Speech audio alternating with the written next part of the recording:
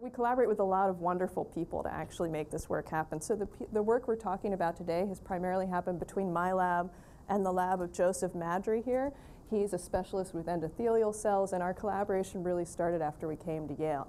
The early work I'll be talking about happened in collaboration with Bob Langer and Evan Snyder back at MIT and at Children's Hospital. And the students, the people who actually make this happen, you know, I sit there and say, wouldn't it be great if we could make blood vessels in the spinal cord? And they look at me like, you know, sprouted another horn. But Millie Ford Rao is actually the person who did all of this blood vessel spinal cord experiments. And Cicely Williams here is an MD Ph.D. student at Yale who's doing a lot of the other blood vessel work that I'll be talking about. And at the end, I want to finish up with a little bit of work. We're now developing synthetic platelets to stop bleeding, and that's the work of James Bertram. So the principle of tissue engineering, relatively simple one. The basic notion is that you can't really capitulate new tissues with cells in most cases unless it's a very small defect that you're trying to recapitulate. So the basic principle is that you take your cells and you take some sort of scaffolding material. Hopefully you design that scaffolding in a way that actually directs the cells to start to make new tissue. And that's really where our lab specializes. So the first work I'm going to talk about is some of the earliest work that we did in spinal cord injury. So for anyone who may not be familiar, you all probably are, about 11,000 new injuries in the US. The median age at injury is about 26 years old, so patients are very young. We're good at stabilizing them, but it would be nice if we could come up with new therapies that could help to really restore function. And so we're looking at this from a tissue engineering standpoint. So the things that we consider is we have severance over damage to axons, demyelination of the axon, so loss of the insulating layer, loss of neurons, and loss of the supporting cells. Now, our original work, and I'll go through this relatively quickly, was basically, you know, this is what happens when an engineer with very little background in biology comes to a spinal cord problem. I looked at the spinal cord and said, well, you know, that's really just a two-component system. You have your gray matter at the center where you have all these cells, and you have your outer section here where you have all these tracts of axons. I'll build a scaffold that'll mimic that architecture, and maybe if we get really lucky, something will happen. So the scaffold we built is out of PLGA. Standard material. It's been used in a bunch of FDA-approved devices. From a polymer point of view, the attraction is we can manipulate it to make lots of neat structures, and we can control the degradation of this material. So we manipulated it to make an outer section, which is out here, that had long oriented tracks. And the thought behind this was it would impede the ingrowth of scar tissue and would hopefully be guidance cues for regenerating axons. And then the intersection here we set up as a nice open porous network that we could seed with cells, and the cells we used were neural progenitor cells. And this is actually a piece of suture material, and one of the reasons it's there is it holds the two pieces together, but the other reason was that our surgeon, who's a good surgeon and therefore a highly tactile individual, liked to take our scaffold and squeeze it a lot to see, you know, sort of how it felt, and he would usually mush it. So we gave him a little handle to hold on to that made him very happy. So the basic experiment, we did this in a hemisection model, and we literally removed a chunk of tissue. So we took out a 4-millimeter section of tissue. We either implanted the scaffold seeded with cells or one of the control groups. And we assessed behavior after injury entirely because we knew how to do it. I mean, we had no expectation that there would be any kind of change in function. But what you can see is that we did actually see some change in function. So this is a median animal from the lesion control group. So this is one that's had that piece of tissue removed and no other treatment employed. And if you look at the hind legs, it has movement in 3 of the joints of the hind limbs, but what you're not going to see is you're not going to see weight-bearing stepping. So you can see that the animal's healthy, happy. The spinal cord animals are, not surprisingly, very labor-intensive to care for. But, you know, done well, you can have a really nice controlled study. You can see that the toes are in a pretty classically cramped position. We see that. Also, because it's a hemisection, the legs are turned to one side. That's also very common in this particular injury model.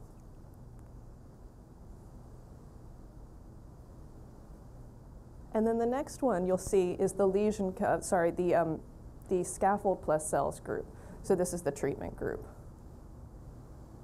And this, I think, was the point where I said, ho, ho, we've done it. Clearly, we can all go home. Home runs everywhere. Because the animal has weight-bearing stepping. And one of the things I hope to get across today is this is fantastic to see this kind of functional recovery, and it certainly helps when it's time for publication. But there are a lot of caveats that come with this. And so, you know, what we've really learned from this work, motor on to the actual BBB. So here you can actually see the quantification of this. The BBB scale actually came out of Ohio here at Ohio State. It's a 21-point scale. What you can see is that our lesion control plateaus at about a 6 on that scale. The cells alone, the neural progenitor cells, which when we started this work, these were magic cells that were going to lead to all sorts of new treatments for these sorts of things, they actually had no functional impact. But the scaffold alone and the scaffold plus cells both led to improvements in recovery. And statistically, the scaffold alone and the scaffold plus cells are identical, actually. We don't see any difference between the groups. So then we started to say, well, okay, what's actually going on here? And just to give you sort of the gross pathology here, what we actually saw was we saw a great deal of degeneration in both the lesion control and cells alone groups, and a lot of ingrowth of scar tissue, both epidural scar and, as I'll show in a moment, glial scar tissue. When we had an implant in place, we saw much less degeneration of tissue. We had much better preservation of tissue. And you can see the glial scar here, so you can see sort of a lot of activated astrocytes over here. Here, when we actually have the scaffold, we see much more normal staining for GFAP, the marker for astrocytes. So we didn't see any kind of regeneration in this model. You know, maybe we saw a little bit of sprouting, but in all honesty, I don't think we even really saw that. What we did see was preservation. So that's hopeful that we have a scaffold that might be able to preserve tissue. That seems like a good baseline to start. But if we're actually trying to come up with clinically relevant therapies, we really need to start talking about how do we regenerate tissue. Now, I said that the neural progenitor cells didn't have any actual impact on function. We did find them, which was sort of a coup for us because they're not easy to find. Most of the cells after implantation do die, and that's been seen across studies. We did have survival of the neural progenitor cells, much better with the scaffold, but what they did was they remained primarily quiescent. They were positive for Nestin, one of the immature markers, and not positive for any more mature marker. So essentially they were just sitting there. So, little summary of that. Polymer scaffolds can play a role in preserving tissue and promoting functional recovery. The cells survive, but they don't differentiate. The host doesn't regenerate. And to promote repair, we need to go further. So that's what we're now going to try to talk about. How do we actually go further? How do we start to try to induce the spinal cord to regenerate? Well, as we started to talk about how we could do this, came to Yale, started talking with Joe Madry, who's a phenomenal collaborator and friend. And he's, you know, a serious endothelial cell nerd. I mean, he really gets endothelial cells. And we started talking about, there had been a paper that had come out that had talked about endothelial cells and neural stem cells and the crosstalk between them. And they talked primarily about the impact of endothelial cells on neural stem cells, how when you co-cultured them, neural stem cells proliferated like crazy and actually started to differentiate. And this was really sort of the watershed for this whole neurovascular interaction and modeling that in a dish. And so we said, well, we have neural progenitor cells, you have endothelial cells. We threw them in the dish together, and that's great. What we saw actually was, yes, the progenitor cells do proliferate, but even more exciting for us from the point of view of tissue engineering is the endothelial cells spontaneously roll up into tubes. And one of the fundamental issues with trying to engineer new tissues is most tissues, and certainly the tissue of the CNS, are highly vascularized. And it's been really challenging to figure out how do you vascularize tissue-engineered constructs. The two basic approaches have been either to get the host to vascularize it or to build a vascular network. And we're very good at building vascular networks, but the problem is typically once we implant them, we start to see a dieback phenomenon. So one of the neat things about what we were doing in vitro here was when we did this co-culture, even after we removed the progenitor cells and the tubes had formed, the tubes remained stable for long times in a dish, which we don't usually see. So we got pretty excited about this, and Joe started talking about, you know, we can do some very elegant biology and really investigate the cues. And we said, well, let's exploit it. It's classic engineers, and let's actually try to build on this interaction. So we set up a co-culture in a scaffold to see if we could start to build blood vessels. Now, we've been using PLGA up to this point, and PLGA is fabulous for many things, but we really wanted some sort of material that could actually promote real integration between the host and our implanted tissue. And there is an immune response to PLGA. You do get a host response to it, and that host response can cause trouble. So we actually developed a new kind of hydrogel in our lab, and one of the attractions of this is you can mix it up in the kitchen sink. So we activate polyethylene glycol with CDI so that it reacts with free amines, and we literally just mix it up with polylysine. And this forms a wonderful continuous network of polylysine that actually is a wonderful anchor for these cells. You can see pieces of our hydrogels right here. So that worked really well. We grew the cells on it. The cells grew very well, but they didn't start to really form nice tubes. So we actually decided that we would engineer some architecture into these hydrogels. And this has always been one of the great caveats of a lot of these materials, is you don't have architectural cues. And one of the things we found in our lab is that it's amazing. If you build the right kind of architectural scaffold, the tissue really follows it. So we wanted to build pores into the scaffold to help guide tube formation. The way we did it was we took our PLGA sponges, cast our hydrogels around it. Now the hydrogels degrade, but they degrade enzymatically. They don't degrade by hydrolysis like PLGA does. So as long as we then take that scaffold, swell it, and degrade it in sodium hydroxide, we're actually left behind with a very nice macroporous scaffold. And that's become a very simple, powerful technique for us to build architecture into these materials. So we can now seed it with endothelial cells, and we can actually see some nice cord formation running through this structure, and there's a nice SEM of one of our cords. We then did simple histology to look at these structures, get better images of it. So you can see that with the endothelial cell alone, we get some nice tube formation. With the co-culture, one of the interesting things, and this goes back to this notion of the neurovascular niche, when we co-culture the neural progenitor cells and the endothelial cells together, the neural progenitor cells migrate to these new tubes and actually sit on the tubes, which is pretty tremendous because that's what you actually see in vivo. I mean, it's amazing sort of the memory of these cells. And then we can also put neural progenitors into these tubes as well. So we implanted these in vivo just in a sub-Q model to see what would actually happen with these vessels. And what we found was that we had the same kind of dimensions, and the dimensions are really dictated by, again, the architecture of the gel. But what we saw was, at early time points, we had about the same density of vessels throughout the groups, fewer in the neural progenitor cell alone group, which kind of makes sense. We're not implanting vessels in that particular structure. At 4 weeks, everyone was the same. And I have to say, it's very labor intensive to count vessels. And my student was starting to get a little peeved because our great scheme to make stable vessels for long times wasn't looking so great. And she was starting to question my insights a little bit, I think. So the good thing is, gratefully, she went out to 6 weeks. And at 6 weeks, what you see is the endothelial cell alone group is exhibiting that classic dieback phenomenon. So the center of these implants no longer have vascular structures in them. But if you look at the co-culture, we actually have vessels throughout. And when you quantify that, you see a greater density of vessels in the co-culture. The neural progenitor cell alone group also actually does have vessels, a much lower density running throughout the scaffold. Other interesting thing is, in the sub-Q model, we don't find neural progenitor cells at any time point after implantation. We don't know if they're dying or leaving. We're actually becoming very suspicious now that they're actually migrating away. And that correlates with some of the work I'm going to talk about in the spinal cord.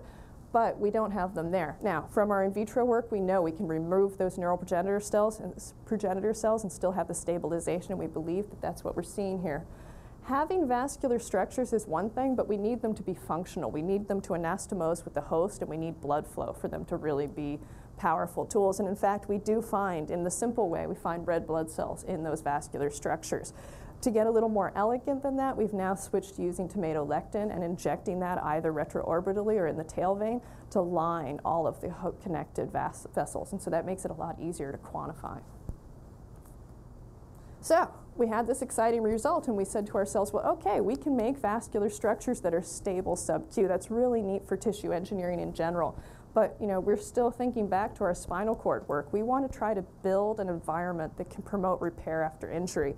And if you look through the literature, there aren't that many people that have looked at blood vessels after injury in the spinal cord. But those that have, they do find a correlation with greater density of vessels and better regeneration. And in fact, if you actually look in vivo, you often see when you do find axons regenerating that they track along vessels. So we started saying, well, wait a minute, vessels might be a neural progenitor niche. We're having trouble with neural progenitor cell survival and differentiation. And vessels might actually be a good template for promoting repair. So can we actually build our vessels now in the spinal cord, and what effect might that have? So we start with the simple, crudest system we can. We go back to our hemisection model here. We did actually do a much milder version of the hemisection while it's the same size of tissue removed. In our first study, we did a lot of suction to really clean out the area. In this particular study, we didn't. And in part, that helps preserve the surrounding tissue, and that was purposeful, because one of the potential impacts people have seen when they've tried to actually induce angiogenesis in the spinal cord, that because it typically, angiogenesis starts by forming leaky vessels and then getting buds off of those, it actually can exacerbate injury because it can break down the blood-spinal cord barrier. So we did a relatively modest injury, and we took our implant with the vascular structures to implant in the spinal cord. So this actually gives you all of the groups here. So here's our little hemisection picture. So we have the scaffold plus ECs, the scaffold plus NPCs, and again, the scaffold is similar to our first one. We still have that outer component with the oriented structures, and in part that's because previously we've seen that that helps reduce scar tissue formation. And then we have an intersection that's the hydrogel that has the cells in it. So the scaffold plus NPCs, the co-culture, the scaffold alone, and the lesion control groups. So the first thing is, like we saw previously, we do see a reduction of glial scar formation. We've quantified this, and in fact, when we have the scaffold in place, we see the reduction in glial scarring, just as we saw previously. We also see a reduction in inflammatory cells at long time points. So ED1 is a microglial macrophage marker that we can use in the spinal cord. And similar to the glial scarring, when we have a scaffold in place, we see a reduction in the inflammatory cells in that implant environment. All of this hopefully provides a good environment to start thinking about trying to promote repair. So now is the question of, do we actually have blood vessels? Here we're implanting these, and we're now looking at this at 56 days post-injury, when we actually sacrificed the animals. And sure enough, if you look on the injury side, so this is on the implant side here, we do actually have vessels. Now, I'll show you the quantification in a second, and I know it can be kind of hard. You can see the hydrogel. One of the artifacts of the hydrogel that my students complain about regularly is that it does autofluoresce. So here we've got this great transparent system, and we talk about how we can image into it, and you absolutely can, but you always have to be very careful about which fluorophores you use, because otherwise, you hit the autofluorescing channel of the hydrogel and all is lost. So we spend a lot of time out actually at kind of long wavelengths. So hydrogels here, you can start to see the vascular structures, and again, these were labeled by tomatolectin. And there's the big one, and you can tell my student made this slide because it has a cool little flow-in thing that she likes to do. So the hydrogel, and here you can start to see some of the vessel structures. So we quantified these, and now we're looking at the spinal cord quantification, both rostral and caudal to the injury, and this is, I believe, this is at 3.6 millimeters out there. I'm glad it's labeled.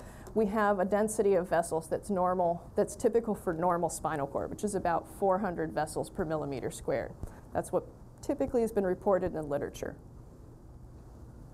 When we get to the injury epicenter, and this is looking on the injured side where we've put the implant now, you can see that we have a dramatic difference in vascular structures. So in the lesion and the scaffold alone and the scaffold plus NPCs, we have relatively few vessels at the injury epicenter.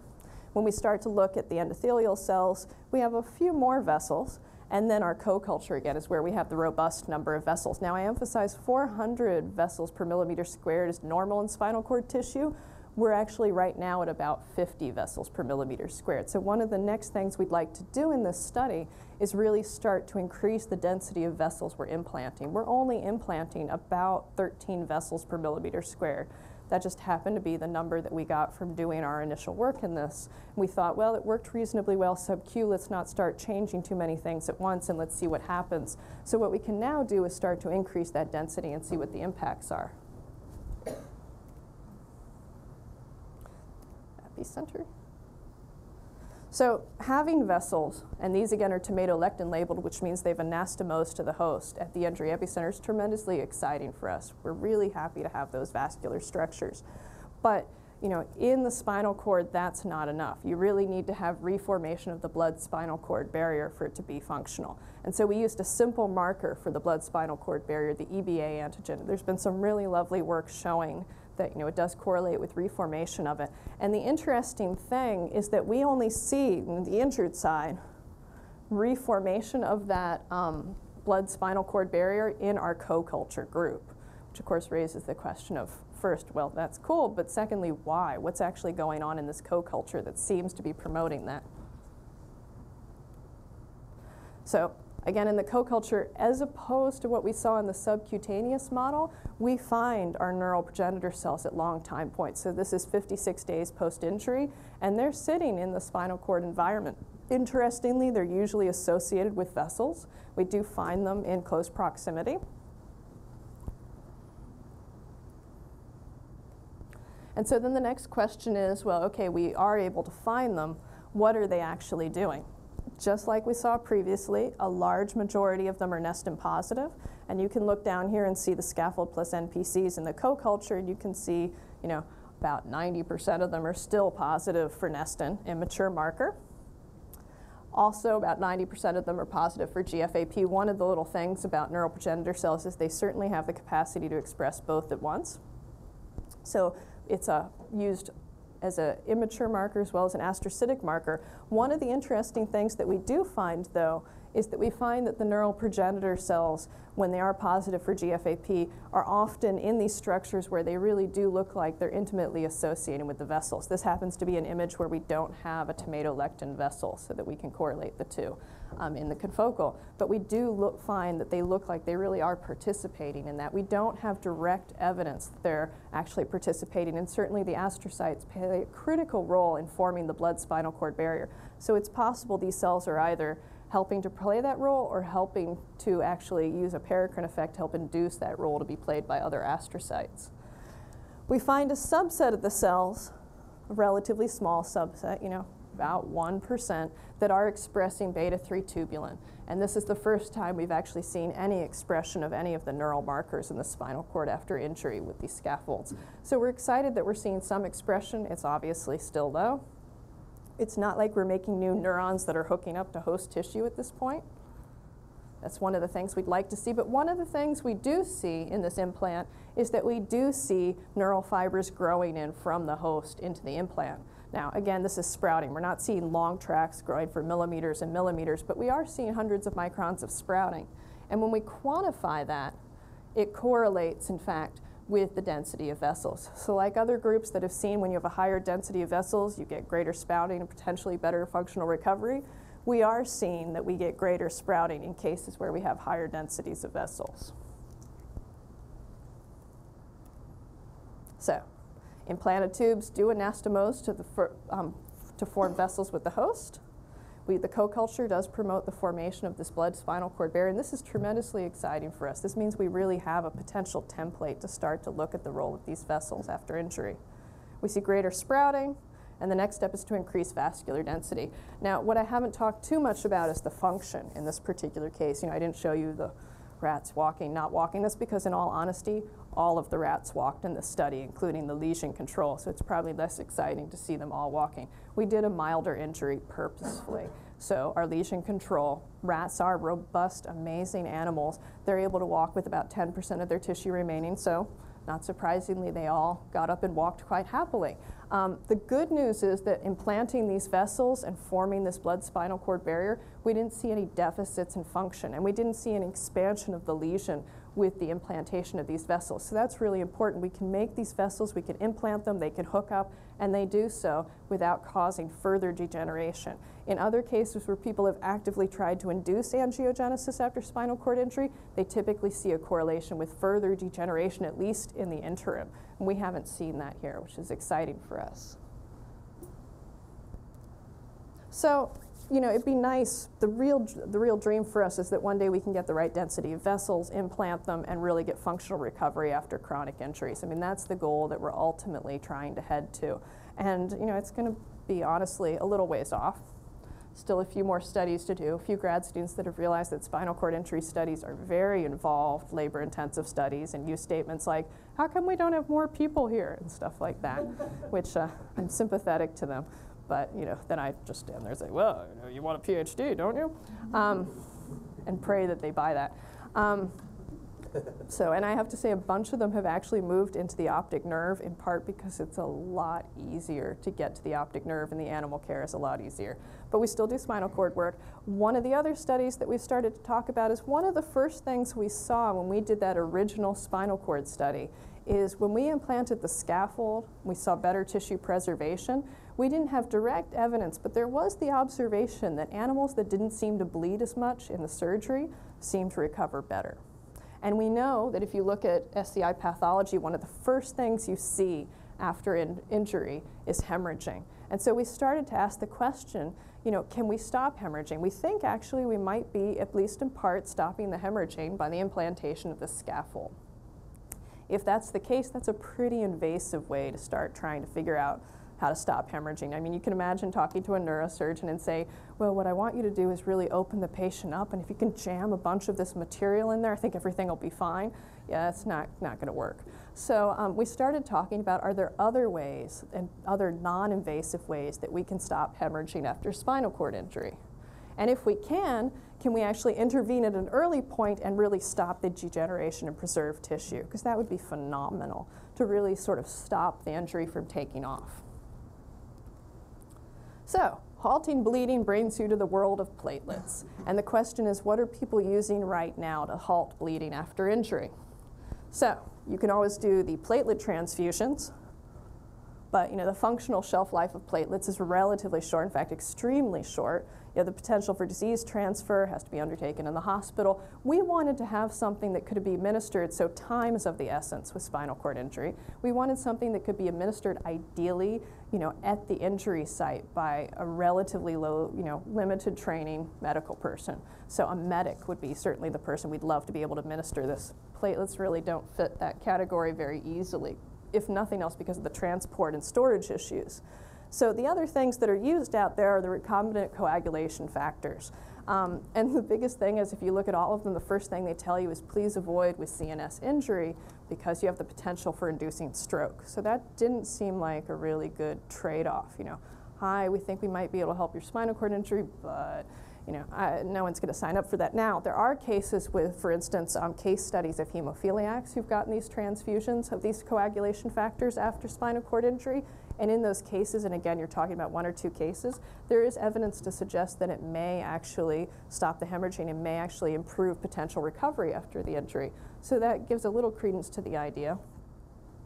So we started to say, well, you know what we really need is we really need to make something new. There's nothing out there that's screaming to be used to stop injury, to stop bleeding in the spinal cord injury model. So we're going to actually have to use our materials knowledge and start to build something new.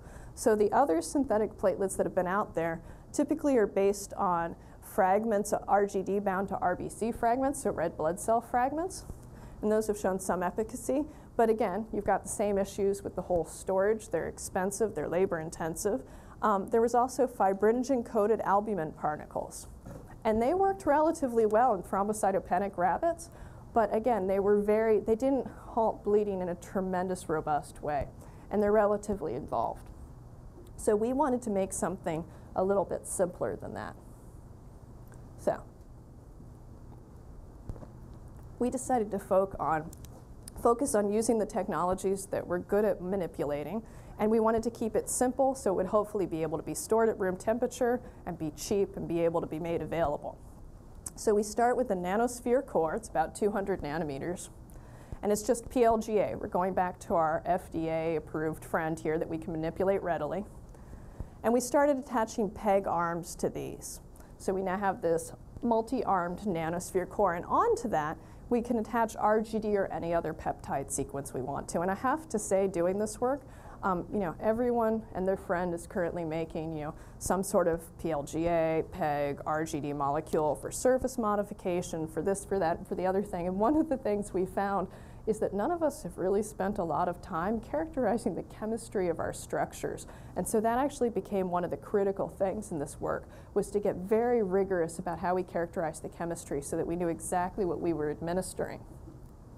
So what we're doing here is we're trying to develop something that's vascular injury site specific. And what we're trying to do is we're playing off of the fact that platelets become activated at the injury site. And the idea is that this will bind with activated platelets. So we're basically leveraging the specificity of biology rather than ourselves trying to design something that's specific. We want it to be biocompatible and biodegradable, promotes sealing of blood vessels in the BSB, and this actually comes about by these PEG arms. So there's some evidence that when you have a lot of PEG in the system, especially administered IV, that people do see potentially more reformation of the blood-spinal cord barrier. Goodness knows that would be fabulous if true. We want to prevent secondary processes. We want it to be stored at room temperature, and we want it to be easy to administer. So this can't be something that, aggregates and that you have trouble actually resuspending and giving to a patient.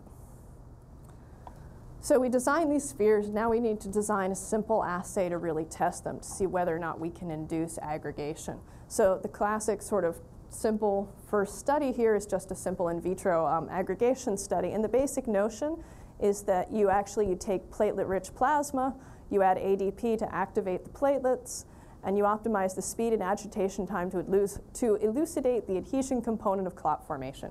So essentially, you take this platelet-rich plasma, add the ADP, you put it on a orbital shaker, and if you have the speed right, you actually start to get a controlled aggregation system. So the next thing we did was we tried this initially with our nanospheres and realized that the nanosphere component makes it very hard to assay this system. So to take it one step back and make it a little bit simpler, we started coating our wells essentially with the surfaces of our nanospheres here. So we take PLGA, polylysine, which is actually how we get arms for hooking on our PEG, and our RGD sequences, and we can vary the PEG length. And we coat the bottom of all of our wells with this, and this is a 96 well plate.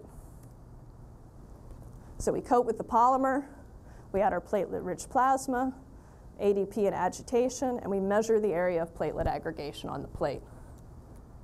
Now we validated this assay using collagen. You should see massive aggregation once you activate platelets on collagen. And by choosing the right conditions, we get a big difference between the effect of collagen and no coating in this particular plate. So these are the conditions we're going to actually function at.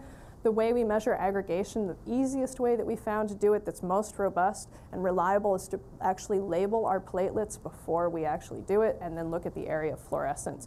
We've tried several different versions of how to do this. This is the one that's the most straightforward, the most efficient, and the most reliable. So now we can start to look at our different polymers and see what the effects are. And what we're looking is we want the largest area of fluorescence. So you can see with PLGA alone, you get a little bit of aggregation.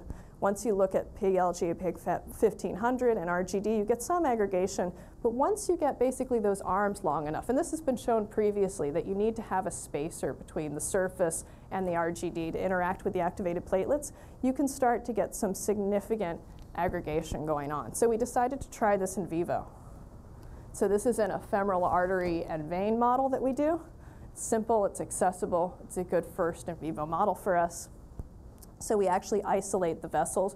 We put a piece of aluminum foil behind them, both because it helps visualization of the bleeding time, but also because it removes all of the connective tissue that can complicate looking at the aggregation phenomenon and the clotting phenomenon.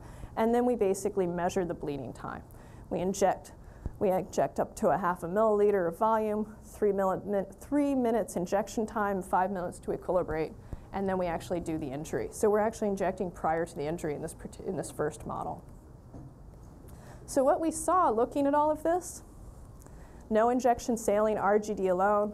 We all have relatively long bleeding times, but what you can see out here with what we saw, it's similar to what we saw in vitro. Once we have the PEG 4600 RGD, about 20%, 20 milligrams, administered, we see a real reduction in bleeding time. We see about halving in that bleeding time in this particular model. So this is, yep?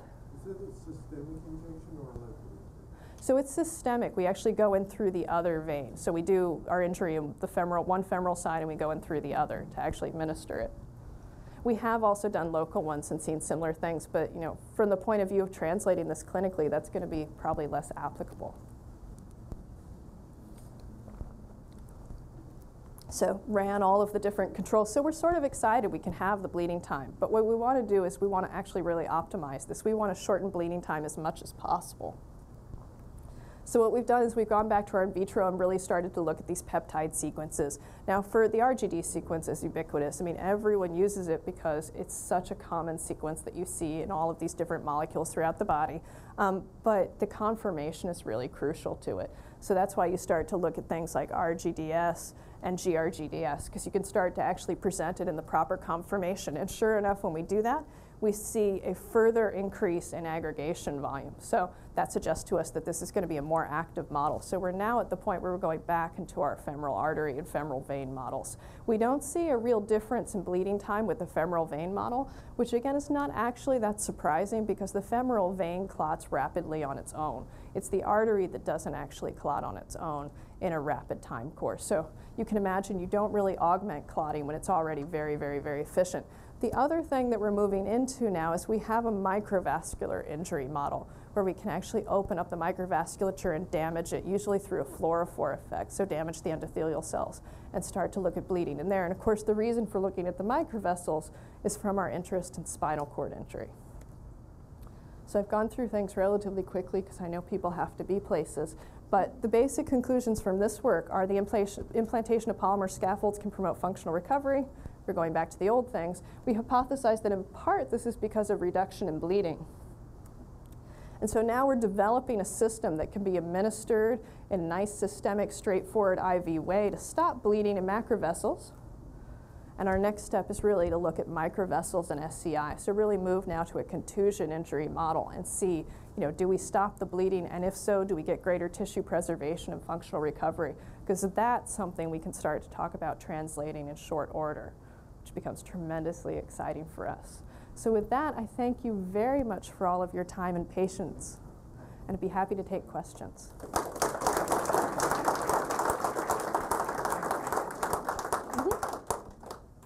Nice, exciting presentation about these vessel formations.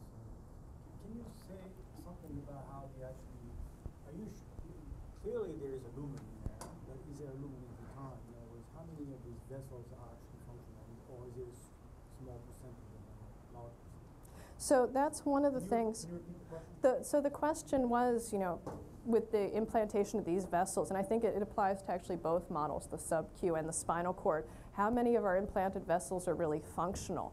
And it's a critical question. And so the answer to that is, in the sub-Q, we've looked pretty extensively at this now, because we have, it's a lot easier model to do. And the first thing is, actually what we're seeing is we form chimeric vessels. So it's not as if you have your implanted vessels and the host comes in and just hooks up end to end. We actually get chimeras through the structure. So there's clearly a lot of remodeling that's going on in these systems, which kind of makes some sense. In the spinal cord, we quantified the number of Peckham positive vessels as well as the number of tomatolectin vessels, and that quantification gave us statistically similar numbers. Again, we're looking at long time points, so it makes sense. We didn't actually look at relatively short time points, so it makes sense if we had vessels that didn't connect up, that they've probably at that point died back. One of the things we'd like to do is look at shorter time points and see if we see similar things to what we see in the sub-Q, where we see the formation of these chimeric structures between the host and donor, so we can start to understand a little bit about the mechanisms of how these vessels are working. I'm making an assumption that the success of the vascular network you're producing has a lot to do with the scaffold that you make.